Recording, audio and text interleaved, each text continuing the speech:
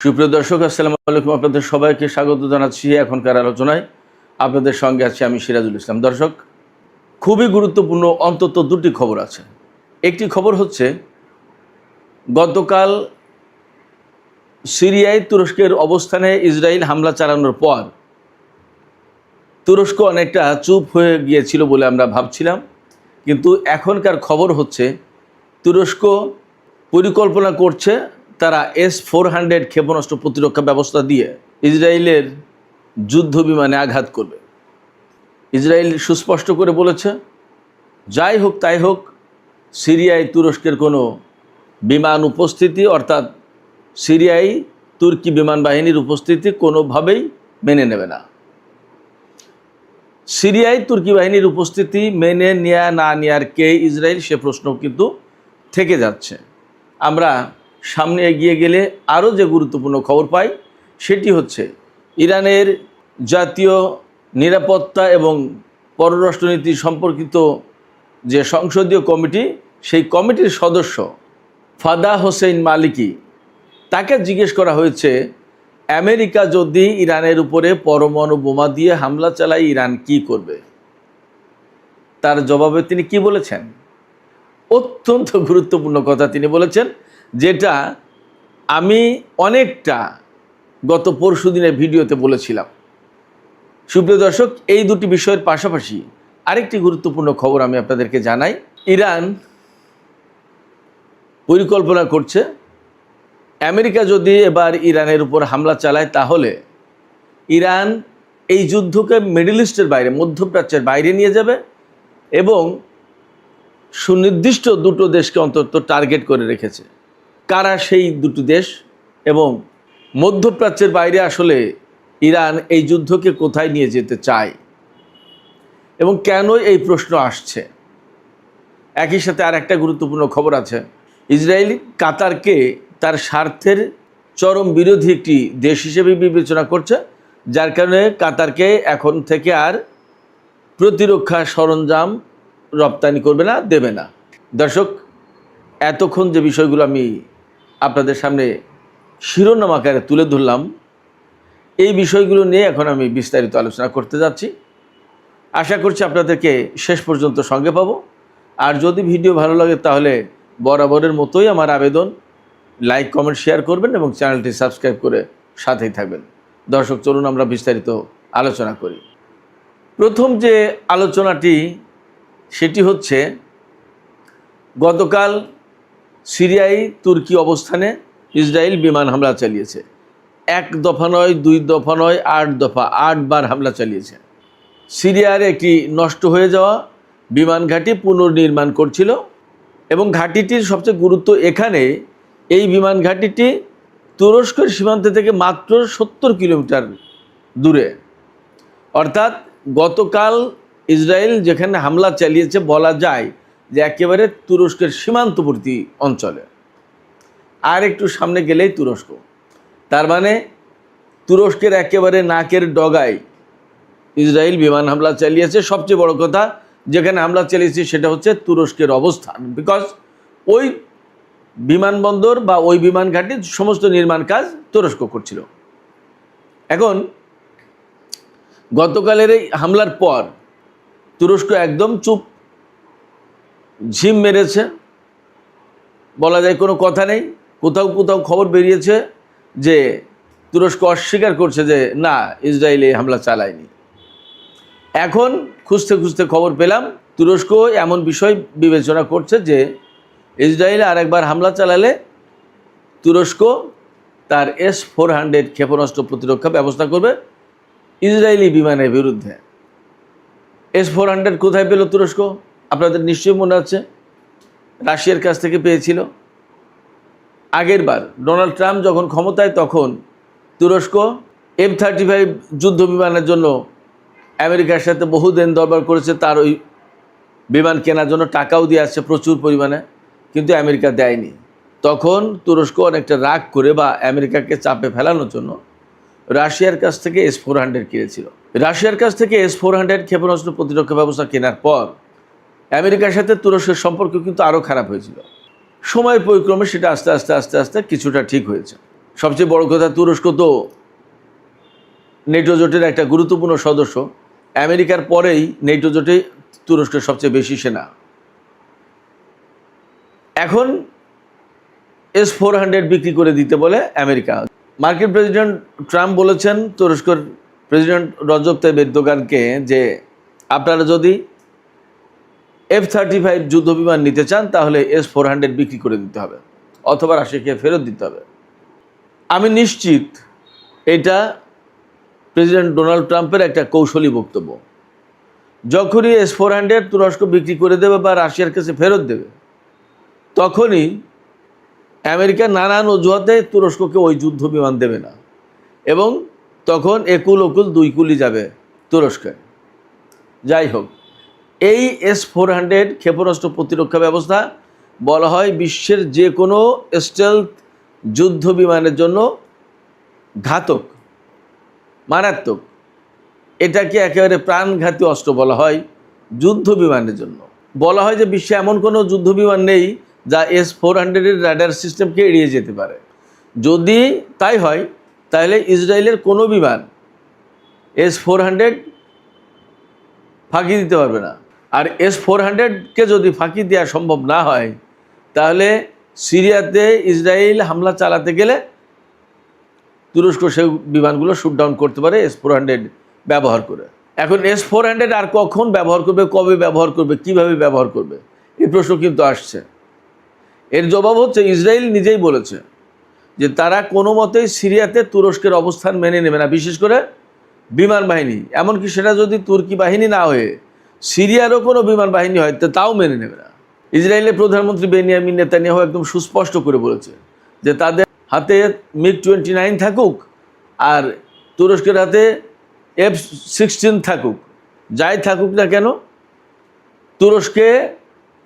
সিরিয়ায় তুরস্কের যে কোনো অবস্থানের বিরুদ্ধে হামলা চালানো হবে এবং সিরিয়ার কোনো বিমান বাহিনীকে ইসরায়েল মেনে নেবে না। কেন মেনে নেবে না? ইসরায়েল বলছে যে মেনে নেব না এই কারণে, সিরিয়ার যখনই বিমান বাহিনী থাকবে বা সিরিয়াতে তুরস্কের বিমান বাহিনীর অবস্থান থাকবে, তখন ইসরায়েল মনে করে সিরিয়ার বিমান বাহিনী যদি গড়ে ওঠে তাহলে সিরিয়ার আকাশে ইসরায়েল কোনো মতেই ফ্রিলি তার বিমান চালাতে পারবে না। আর তুরস্ক যদি সেখানে বিমান বাহিনী মোতায়েন করে তাহলে একই সমস্যা তার। অতএব সিরিয়ার আকাশ বিমান মুক্ত করার জন্য ইসরায়েল সিরিয়ার বিমান বাহিনীর উপরে অথবা তুরস্কের অবস্থানে বা তুরস্কের বিমান বাহিনীর উপর হামলা চালাবে, তাতে যাই ঘটুক। ব্যাপারটা এরকম। অর্থাৎ সিরিয়া যতই স্বাধীন সার্বভৌম দেশ হোক তাতে ইসরায়েলের কিছু আসে যায় না। ইসরায়েলের জন্য তার আকাশ মুক্ত থাকতে হবে, এটা হলো ইসরায়েলের কথা। এখন এই জায়গায় তুরস্ক কি করবে, সিরিয়া কি করবে, তাদের ব্যাপার, তারা বুঝুক। বাট ইসরায়েলের প্রত্যাশা হচ্ছে এই। যদিও ইসরায়েলের যে প্রত্যাশা, এটা কোনো স্বাভাবিক রাষ্ট্রের কথা হতে পারে না। একটা স্বাধীন সার্বভৌম দেশের উপরে আর একটা দেশ বা আর একটা শক্তি এইভাবে ইচ্ছামতো বিমান চালাবে, যা খুশি তাই করবে, এটা হতে পারে না। এটা কোনো সভ্য রাষ্ট্রের, কোনো সভ্য ব্যক্তির বক্তব্য হতে পারে না। বাট ইসরায়েল তাই করছে, তাই বলছে। এখন ইসরায়েলের বিরুদ্ধে কি করবে সেটা তুরস্ক বুঝুক, সেটা সিরিয়া বুঝুক বা তার বন্ধুরা বুঝুক। এখানে একটা প্রশ্ন হচ্ছে, সিরিয়ার আকাশটা কেন এরকম একদম মুক্ত থাকতে হবে ইসরায়েলের বিমানের জন্য, যাতে কোনো বাধা না আসে? কেন? তার প্রথম এবং প্রধান কারণ একটাই, সেটা হচ্ছে ইরান। সৌদি আরবের ইরাকের উপর দিয়ে এসে ইরানে হামলা চালানো কঠিন একটা কাজ। সেই কাজটা করতে গেলে ঝামেলা আছে। তার চেয়ে সিরিয়ার উপর দিয়ে যদি ইরাকের ওই পাশ দিয়ে যেতে পারে তাহলে ইরানের উপরে সহজেই হামলা চালানো যায়। এবং ইসরায়েল অনেকটা গোয়ারতুমি করে, যা খুশি তাই করে, সে কারোর আকাশসীমা মানে না, লঙ্ঘন করে। ফ্যাক্ট হচ্ছে আরব অঞ্চলে বা মধ্যপ্রাচ্যে বেশিরভাগ দেশেরই ইসরায়েলকে মোকাবেলা করার মতো সাহসও নেই, শক্তিও নেই, যার কারণে তারা চুপ থাকে। এবং সাহস করে ইরান দাঁড়িয়ে গেছে এবং এখন পরিস্থিতি যা হওয়ার তাই হচ্ছে, আমরা তো দেখতেই পাচ্ছি।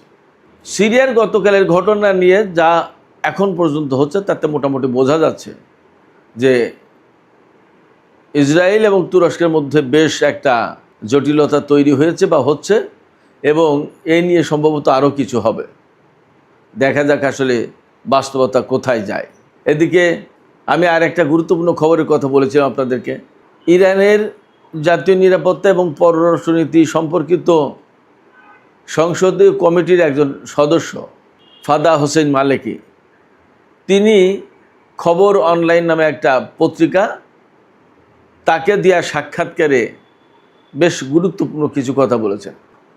ওই অনলাইনের সাংবাদিক ফাদা হোসেনের কাছে জিজ্ঞেস করেছিলেন যে আমেরিকা যদি ইরানের বিরুদ্ধে পরমাণু অস্ত্র ব্যবহার করে তাহলে ইরান কি করবে। জবাবে ফাদা হোসেন মালিকি বলেছেন, আমেরিকা এমন সিদ্ধান্ত নিলে আমরাও আমেরিকার বিরুদ্ধে প্রতিক্রিয়া জানাবো। তিনি বলেছেন, তারা যে ধরনের অস্ত্র দিয়ে হামলা করবে আমাদের প্রতিক্রিয়াও সে ধরনের হবে। তখন সাংবাদিক আরেকবার জিজ্ঞেস করেছেন, তাহলে কি আপনারা আমেরিকার বিরুদ্ধে পরমাণু অস্ত্র ব্যবহার করবেন? তখন ফাদা হোসেন মালিকি বলেছেন যে আমেরিকা যে ধরনের অস্ত্র ব্যবহার করবে ইরানের প্রতিক্রিয়াও তার সঙ্গে সামঞ্জস্যপূর্ণ হবে। এখন আপনারা এর থেকে যা বুঝে নিতে পারেন। আপনারা যদি মনে করেন যে ইরান পরমাণু অস্ত্র ব্যবহার করবে, আপনারা মনে করতেই পারেন। আপনারা যদি মনে করেন যে না, পরমাণু অস্ত্র ব্যবহার করবে না, হয়তো এমন অস্ত্র ব্যবহার করবে যেটা পরমাণুর সমান, হাইড্রোজেন বোমা, তাহলে তা ভাবতে পারেন। বা আমি যে প্রায় মাঝে মাঝে বলি যে ইরানের কাছে এমন ক্ষেপণাস্ত্র ব্যবস্থা আছে যে ক্ষেপণাস্ত্র মারলে একটা শহরের সমস্ত ইলেকট্রনিক ডিভাইস 1 থেকে 1.5-2 মিনিটের ভেতরে নষ্ট হয়ে যাবে। তো একটা শহরের ইলেকট্রনিক ডিভাইস যদি নষ্ট হয়ে যায় তাহলে তো সেই শহরে একদম মুহূর্তের ভিতরে পঙ্গু হয়ে যাবে। তাহলে তো তার আর কিছু করার থাকে না, তার বিরুদ্ধে আর যুদ্ধের প্রয়োজন আছে। এরকম নানা রকম জল্পনা আছে। তবে ফাদা হোসেন মালিকির যে বক্তব্য তাতে বোঝা যাচ্ছে, তিনি যে ইঙ্গিত দিয়েছেন তাতে ইরানের জবাব সমপর্যায়ের জবাব হবে, অর্থাৎ পরমাণু অস্ত্র ব্যবহার হতে পারে। ইরান এই ব্যাপারে যথেষ্ট সতর্ক সচেতন আছে, এবং পরমাণু অস্ত্র ব্যবহার হলে ইরান তার জবাবে কি করবে সেই বিষয়টাও তাদের একদম পরিষ্কার সিদ্ধান্ত আছে। এদিকে আমেরিকার বিরুদ্ধে ইরান দীর্ঘমেয়াদী যুদ্ধের প্রস্তুতি নিচ্ছে। ইরান মনে করছে ডোনাল্ড ট্রাম্পের মেয়াদ অন্তত আরও 2.5 বছর আছে। এই 2.5 বছরের ভেতরে ডোনাল্ড ট্রাম্প ক্ষমতা থেকে যাচ্ছে না, আর সে হয়তো যুদ্ধও শেষ করবে না। এই যুদ্ধ যদি শেষ না করে তাহলে পরবর্তী প্রেসিডেন্টের উপরে এই যুদ্ধ শেষ করার দায়িত্ব গিয়ে পড়বে। তার মানে ডোনাল্ড ট্রাম্প এই যুদ্ধকে একটা দীর্ঘমেয়াদী যুদ্ধে রূপান্তরিত যদি করে বা করতে পারে তাহলে ইরান কি করবে। ইরান সেই জায়গায় বলছে যে তারাও এই দীর্ঘমেয়াদী যুদ্ধের একটা প্রস্তুতি নিচ্ছে। অবশ্যই ইরানের কৌশল এখানে ভিন্ন। ইরান আরও কয়েকদিন আগে থেকেই বলছে যে আমরা আগে ডিফেন্সিভ ছিলাম, এখন আমরা অফেন্সিভ হব। অর্থাৎ আগে আমরা নিজেদেরকে রক্ষার চেষ্টা করেছি, এখন আমরা আক্রমণ করব শত্রুপক্ষকে। সেক্ষেত্রে আমেরিকা যুদ্ধ যতই দীর্ঘমেয়াদী করে টেনে নিয়ে যাওয়ার চেষ্টা করুক, ইরান কিন্তু এখন আক্রমণের মাত্রা বাড়াবে আমেরিকার উপরে। এবং আমেরিকার উপরে যখনই আক্রমণের মাত্রা বেড়ে যাচ্ছে তখন আমেরিকা এই অঞ্চলে থাকবে কি থাকবে না, যুদ্ধ চালাবে কি চালাবে না, তাদের ক্ষয়ক্ষতির মাত্রা কি পর্যায়ে থাকবে, এই সমস্ত অনেক কিছু ভাবতে বাধ্য হবে। হয়তো তখন আমেরিকা এই অঞ্চল ছেড়ে চলেও যেতে পারে। ইরানের টার্গেট এইটা। সেই জন্য ইরান বলছে যে আমরা দীর্ঘমেয়াদী যুদ্ধের প্রস্তুতি নিচ্ছি। তবে ইরানের যে টার্গেট এখন সেটা হচ্ছে যে আমেরিকার বিরুদ্ধে আক্রমণাত্মক যুদ্ধ শুরু করা, এবং আক্রমণাত্মক যুদ্ধের মাধ্যমে আমেরিকার উপরে চাপ সৃষ্টি করা যাবে এবং সেখান থেকে তারা যুদ্ধ শেষ করতে বাধ্য হবে, আর হরমুজ পণ্ডিত খোলা হবেই না। ইরানের একজন কমান্ডার, তিনি হচ্ছেন ব্রিগেডিয়ার জেনারেল নাগদি। ব্রিগেডিয়ার জেনারেল নাগদি বলেছেন যে আমরা একজন ট্যাক্সি ড্রাইভারের কথা যতটুকু বিশ্বাস করি বা যতটুকু আস্থা রাখি, ডোনাল্ড ট্রাম্পের কথায় আমরা ততটুকু আস্থাও রাখি না।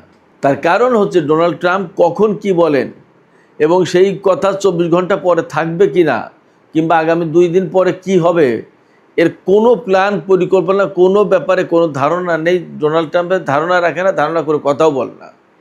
ফলে সে কখন কি বলছে, কখন কি হচ্ছে তার কোনো ঠিক ঠিকানা নেই। সেই জন্য তার উপর আমরা কোনো আস্থা রাখি না। এখানেই তিনি উদাহরণ দিয়েছেন যে একজন ট্যাক্সি ড্রাইভারের কথায় আমরা যতটুকু আস্থা রাখি ততটুকু আস্থা ডোনাল্ড ট্রাম্পের উপরে রাখি না।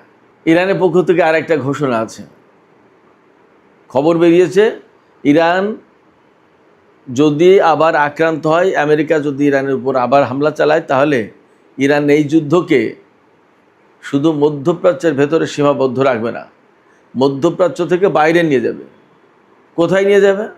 ইরানের পরিকল্পনা হচ্ছে এই যুদ্ধ প্রয়োজনে ইউরোপ পর্যন্ত নিয়ে যাওয়া হবে এবং প্রাথমিকভাবে ইরান বিবেচনা করে রেখেছে বা টার্গেট করে রেখেছে দুটি ইউরোপের দেশের উপরে হামলা করবে।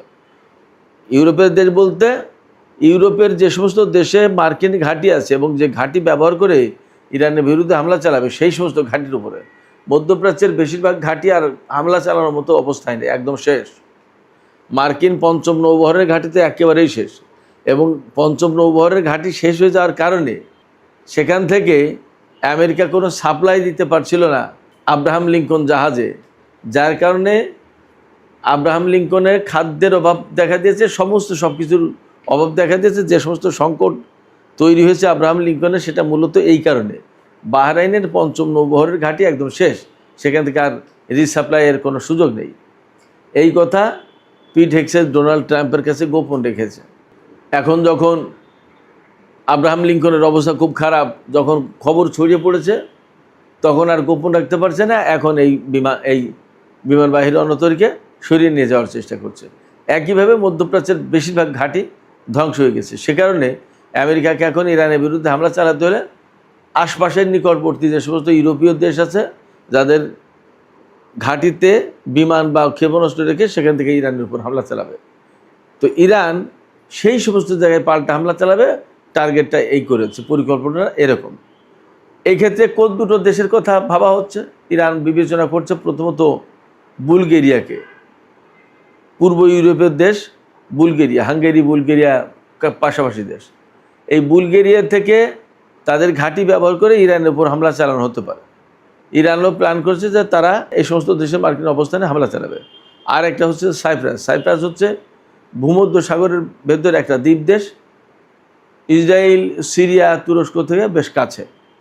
এই সাইপ্রাস বেসিক্যালি ইউরোপের ভেতরে পড়েছে এখন দেশ হিসেবে। এই সাইপ্রাস থেকেও সেখানে সাইপ্রাসের ঘাঁটি ব্যবহার করে আমেরিকা ইরানের উপর হামলা চালাতে পারে। যদি হামলা চালায় তাহলে ইরান সাইপ্রাসের উপরেও হামলা চালাতে পারে। এদিকে ইসরায়েল ঘোষণা করেছে তারা আগে কাতারকে যেভাবে বন্ধু দেশ মনে করতো, এখন আর সেভাবে মনে করছে না, বরং তারা মনে করছে যে কাতার ইসরায়েলি স্বার্থের বিরুদ্ধে কাজ করছে এবং এই কারণে ইসরায়েল কাতারের কাছে আর প্রতিরক্ষা সরঞ্জাম বিক্রি করবে না। এটা একটা নতুন ডেভেলপমেন্ট। তার মানে আমি ব্যক্তিগতভাবে এতদিন কাতারকে মনে করতাম যে সেই ইরানের খুব ঘনিষ্ঠ এবং ফিলিস্তিনিদের পক্ষের লোক, অতএব ইসরায়েলের সাথে বুঝি তার এই ধরনের সম্পর্ক নেই। এখন দেখি যে সেই ইসরায়েলের কাছ থেকে নিজেই প্রতিরক্ষা সরঞ্জাম কিনত। তো তাহলে কাকে বিশ্বাস করবেন আপনি? সুপ্রিয় দর্শক, আজকের আলোচনা এখানে শেষ করতে চাই। আলোচনা শেষের আগে আপনাদের কাছে আপনাদের মতামত জানতে চাই, আপনারা কি মনে করছেন? আমরা দুপুরের ভিডিওতে বলেছিলাম যে তুরস্ক একদম চুপ হয়ে গেছে, বাট এখনকার ভিডিওতে কথা বলতে হচ্ছে যে তুরস্ক নাকি ইসরায়েলের বিমান বাহিনীর বিরুদ্ধে S-400 ক্ষেপণাস্ত্র প্রতিরক্ষা ব্যবস্থা ব্যবহার করবে। যদি তাই হয় তাহলে ইসরায়েল এবং তুরস্কের ভেতরে কি বড় ধরনের সংঘাতের দিকে যাচ্ছে পরিস্থিতি? আপনাদের কি মনে হয়? আপনাদের মতামত জানিয়ে কমেন্টে লিখতে পারেন। আর ভিডিও ভালো লাগলে লাইক, কমেন্ট, শেয়ার করবেন এবং চ্যানেলটি সাবস্ক্রাইব করে সাথেই থাকবেন। দর্শক, এখনকার আলোচনা এখানে শেষ করছি। আপনারা সবাই অনেক অনেক ভালো থাকুন। আল্লাহ হাফেজ।